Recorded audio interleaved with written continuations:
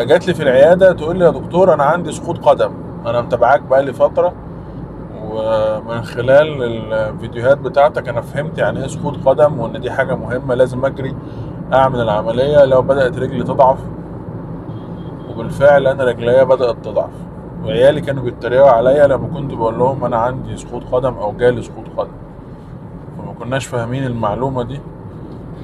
بس أنا متابع الفيديوهات اللي على النت واللي فهمتني يعني إيه سقوط قدم، وإن دي حاجة مهمة لازم نعمل العملية لو بدأ يظهر سقوط قدم.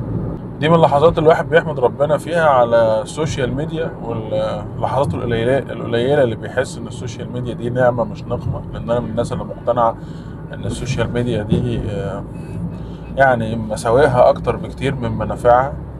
لكن فكرة إنك تسيب معلومة الناس تنتفع بيها، اللي هو علم ينتفعوا به، أو تسيب أثر، بالتالي ده ما كانش موجود عند زمايلنا الدكاترة أو أساتذتنا من 50 سنة مثلا. ما كانش ده موجود، دلوقتي بقى موجود. مش بس إنك تسيب أثر في حياة البني آدمين سواء في العيادة أو في العمليات، لا كمان تقدر تسيب أثر بالمعلومة اللي تسيبها على النت تفضل موجودة إلى ما لا نهاية. في وسط فيديوهات الأغاني والتنطيط والمقالب والتيك توك والحاجات دي، إنك لا تسيب فيديو قيم أو في معلومة تنفع الناس. ربنا يرزقنا الإخلاص ويعلمنا ما ينفعنا وينفعنا باللي اتعلمناه.